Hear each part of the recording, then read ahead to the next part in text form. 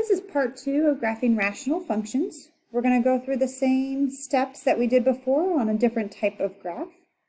So just to remind you what you need to do every time when you're graphing, you always start by finding the vertical asymptote and horizontal asymptote. Sometimes there's going to be more than one vertical. And then you find the x-intercepts and the y-intercepts.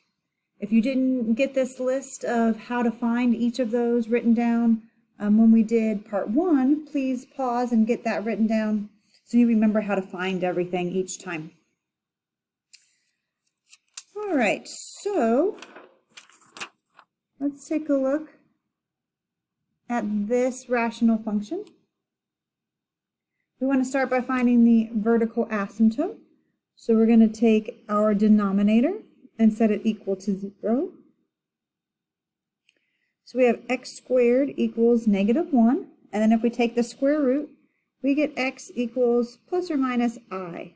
So that's an imaginary answer, which means we're not going to have a vertical asymptote.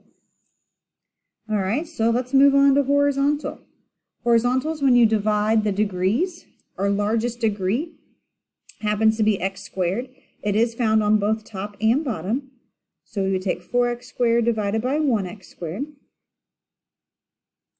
And that would actually be 4 over 1. So our horizontal would be y equals 4. Then we find our x-intercept. We find that by setting our numerator equal to 0.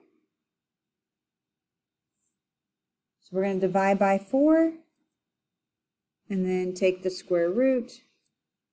We always write our x-intercept as a point, 0, 0. And if you remember, if you get 0, 0 as your x-intercept, it also happens to be your y-intercept. So we don't have to solve for that separately. We did that on example 2 last time.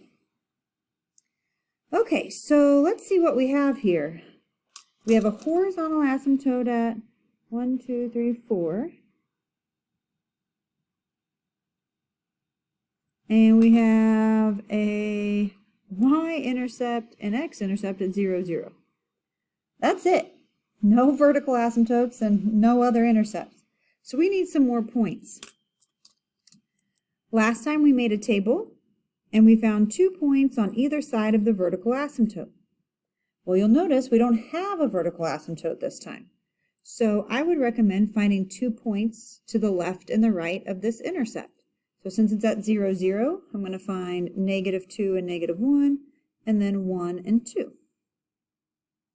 -2 is 3.2, -1 is 2, 1, 2, and then 3.2.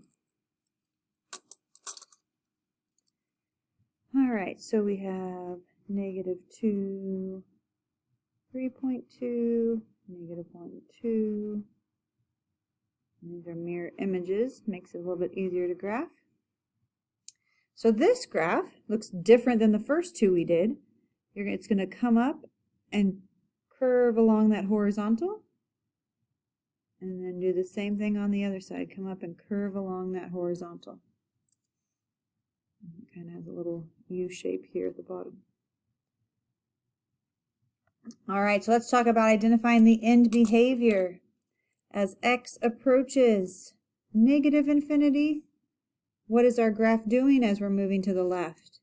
Well, it's getting closer and closer to that horizontal asymptote, so it's getting closer to 4. What about as we're going to the right? What is our graph getting closer to? Well, as we move to the right, it's getting closer to that horizontal asymptote. So again, it's getting closer to 4. Last thing that we do each time is find the domain and range. So domain would be, since that's our x values, -infinity to +infinity. And our range this time is pretty short. We don't have anything down here at all. Our y values don't start until 0. And 0 was included, so it would be a bracket. But then they stop at that horizontal asymptote. And it never touches that horizontal asymptote. So that asymptote is at 4, but since it never touches it, we would use a parenthesis. So 0 with a bracket, 4 with a parenthesis.